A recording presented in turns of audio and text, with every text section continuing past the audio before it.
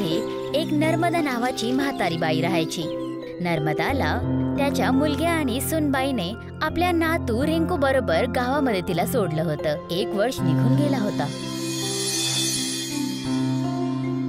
आणि नर्मदाकडे आता घरामध्ये खाण्यासाठी काहीच नाही उरलं होतं. एक दिवसाची गोष्ट आहे, जेव्हा नर्मदा रिंकू बरोबर निर्मला जवळ काहीतरी खाण्यासाठी मागण्यासाठी जाते. अगं निर्मला, अगं ए निर्मला, ऐकतेस का? काय आहे सकाळ सकाळ? माफ कर मला बहीण, पण बाळाला खूप भूक लागली आहे.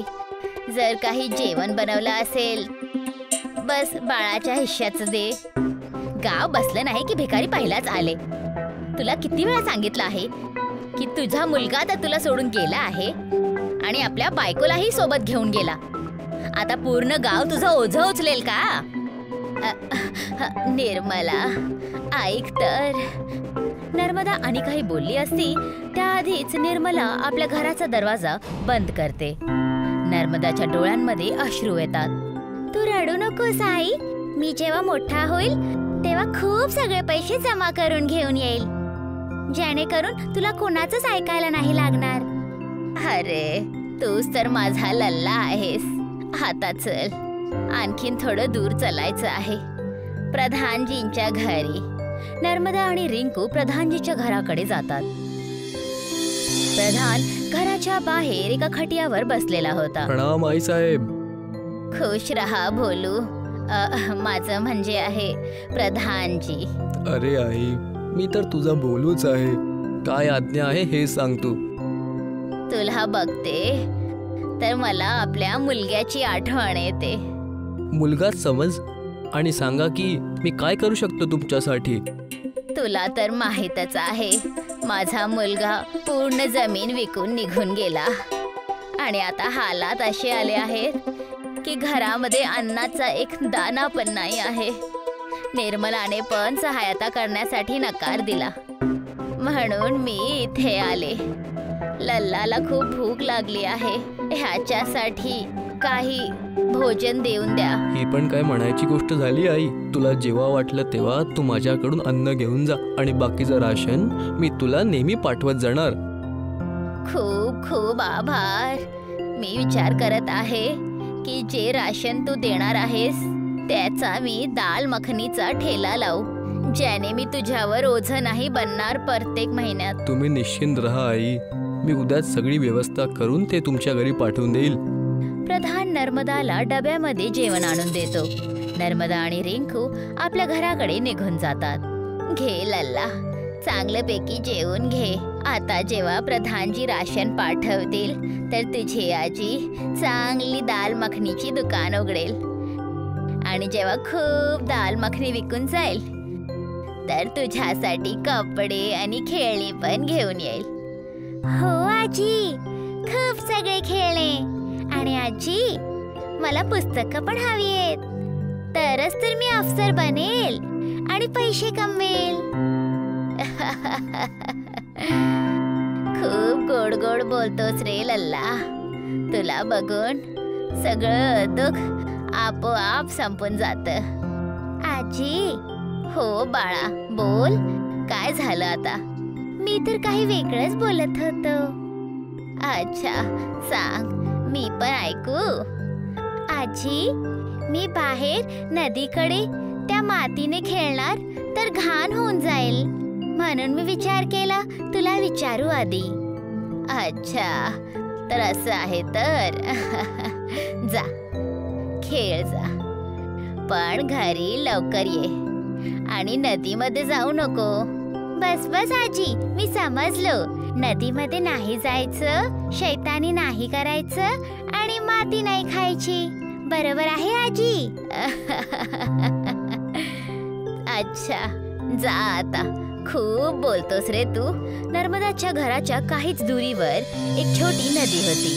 रिंकू नदीच्या किनाऱ्यावर मातीने खेळत होता. तेव्हा तिथे एक माणूस, जो दिसण्यामध्ये खूप दिव्य होता, तो रिंकूला माती खाताना बघून त्याच्या जवळ येतो. अरे पुत्र, ही माती का खातोय? तुम्ही पण खावा ना मामाजी, खूपच स्वादिष्ट लागत आहे. एका क्षणात तू आपलं पण केलं आम्हाला. बरोबर म्हणतात की मुलं खूप अनमोल असतात. आणि जर मामा म्हटलंच आहे तर थोडी मला पण चखव.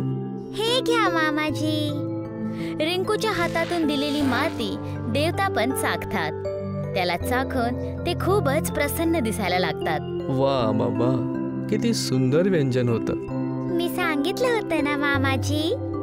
रिंकू आपला हात पुढे करतो आणि डोळे बंद करून हसायला लागतं. हे काय आहे बाळ? मामाला काही म्हणायचं आहे तुला? अरे, तुम्ही समजला नाही. माझी आजी म्हणते की एका भांज्याला खेळवणं 100 ब्राह्मणांना खाडवण्यासारखं आहे. मग तर मामाजी, तुम्ही माझी ऋणी होऊन जाल, म्हणून मला पण खाडवा आणि हा ऋण उतरून टाका. अच्छा, मामाला चांगलं फसवलंयस तू. पण माती नाही, मी तुला काही दुसरं देतो. देवताने आपले हात उघडले आणि त्यामधून एक हिऱ्याचा जादुई चमचा निघाला, जे तो रिंकूला देतो. तेव्हा दुरूनच नर्मदाची आवाज येते. रिंकू, अरे पळा पळा, आजी येत आहे मामाजी. जर काय तिने आपल्याला पाहिलं तर माती खाण्यासाठी ती ओरडेल. बरं, ठीक आहे ठीक आहे, आता मी येतो बाळा. तो देवता असं बोलून तिथून गायब झाला आणि नर्मदा तिथे पोचते. अरे लल्ला, तुला मी नको म्हटलं होतं ना की माती नको खाऊस. तू तर अजिबातच माझं ऐकत नाहीस. अगं आजी, ऐक तर, मी माती नाही खाल्ली. ते तर एक मामाजी भेटले होते, त्यांनी खाडवली. या चमच्यामध्ये लागली आहे, तू पण थोडी चाखून घे. काय, आता तू खोटं पण बोलायला लागला आहेस?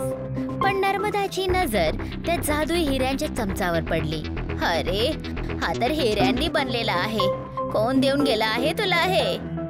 तुला आवडलं तर तू ठेवून घे आजी, पण मला ओरडू नकोस.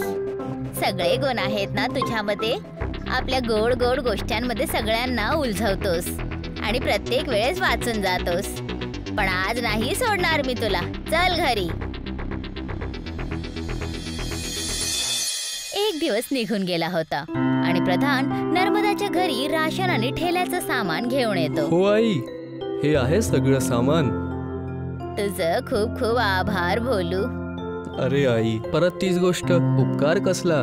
मी तर फक्त तेच करतोय जे माझं कर्तव्य बनतं. हाच तर चांगुलपणा आहे बाळा तुझ्यामध्ये. मी विचार करत होते की ही दाल मखनी विकून हळूहळू हे पैसे पण तुला परत देईल. तुम्ही नाही परत केलं तरी पण चालणार आणि मला पैसे परत करायचा विचार करू नका. तुम्ही फक्त ते करत राहा, बाकी सगळं मी बघून घेईल. अच्छा बाळा, ठीक आहे. नर्मदाने दाल मखनी बनवली आणि आपला ठेला सुरू केला. त्याची सुगंध येतानाच रिंकू तिथे आपला चमचा घेऊन उभा राहिला आणि त्याच बरोबर प्रधान पण. आजी, मला पण दाल मखनी. थांब लल्ला, तुला पण खाडवते, नाहीतर तू सगळं काही आपल्या डोक्यावर उचलशील. आई, मला पण द्या, मला पण चव घ्यायची आहे. आणि द्या, मी रिंकूला पण चालवतो. ठीक आहे भोलू बाळा, आता घेऊन येते. नर्मदा ताबडतोब प्रधानला दाल मखनी देते. प्रधान आपल्या हातांनी रिंकूला खाडवतो. प्रधानजी, खूप स्वाद आहे ना दादीच्या खातामध्ये. ओ रिंकू, खरंच खूपच चवेदार बनला आहे हे. हे घे, अजून खा. मी पण तुम्हाला खाडवतो. रिंकू आपल्या हिऱ्याच्या चमच्याने जसंच प्रधानला खाडवतो, प्रधान चकित राहून जातो. काय झालं भोलू? तिखट तर नाही लागलं ना रे? नाही आई, हा हिऱ्यांचा चमचा, जेव्हा यानं रिंकूनी मला चारलं तर असं वाटलं की याची चव 100% वाढली. इतकं चवेदार भोजन, जसं की देव लोकांचं जेवण. अच्छा, काय खरंच? आणि हे असली हिरे आहेत? 100% खरे आहेत आई, आणि त्यापेक्षा हा एक चमत्कारच आहे. रिंकू, आजीला पण चार. नर्मदा जसंच त्याला चाकते, तिला एक असा स्वाद येतो जसं तिने आपल्या पूर्ण जीवनामध्ये असा स्वाद कधीच चखला नव्हता. हो भोलू, बरोबर बोलतोस. मी असं करते की ह्या चमचाचा वापर आपल्या भोजनला चालवण्यासाठी करते, तर सगळ्यांना एक उत्कृष्ट प्रकाराचं भोजन भेटेल. अरे वा, भोलू नाव माझं आहे, पण सगळ्यात भोळी तुम्ही आहात. मी समजले नाही भोलू. माणसाच्या मनात सर्वात पहिले हे येतं की हे हिरे आहेत तर यांना विकून द्यावं आणि पैसे कमवावं. पण तुम्हाला सगळ्यांना ह्या चवेचा अनुभव करून द्यायचा आहे. हे बघून हे भोजन आता अजून चांगलं वाटू लागलं. तेव्हा तिथे पिंटू येतो आणि बोलतो, अरे भाऊ, काय छान सुगंध आहे, द्या मला पण बरवा बाबा. बस आता घेऊन येते. नर्मदा त्या चमच्याला पूर्ण जेवणामध्ये चालवते आणि पिंटूला एक दाल मखनी देते.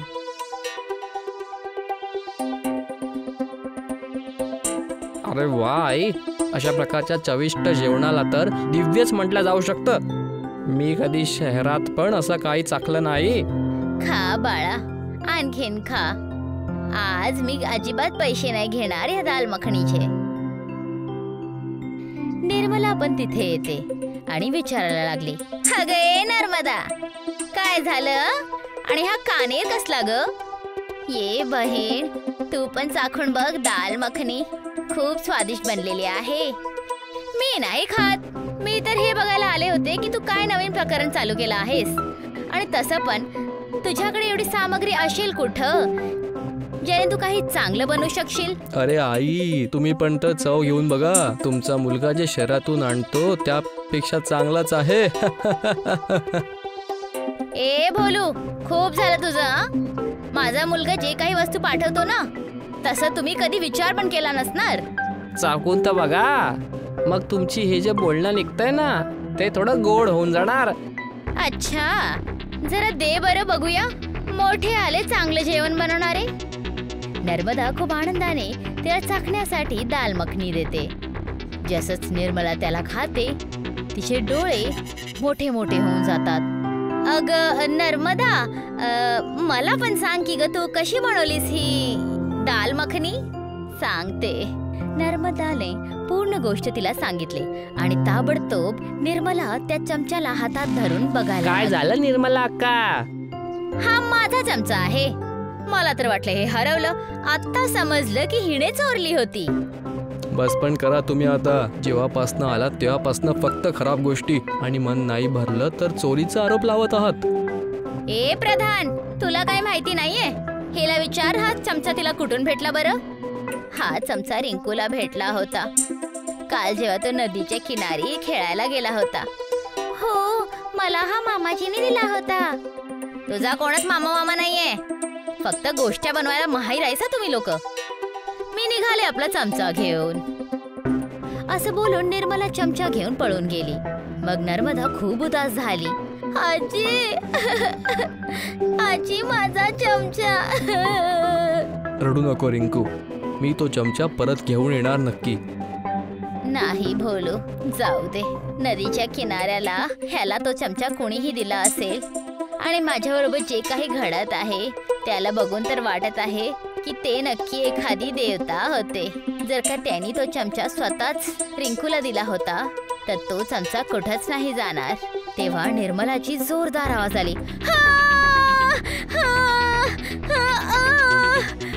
सगळेजण तिथे पळत पळत पोचले तर बघतात की निर्मला बाहेर पडलेली आहे आणि एका प्लेटमध्ये चमचा आणि जेवण ठेवलेलं आहे. अरे वाचवा! नर्मदा तिला पाणी पाजवते आणि विचारते, काय झालं निर्मला?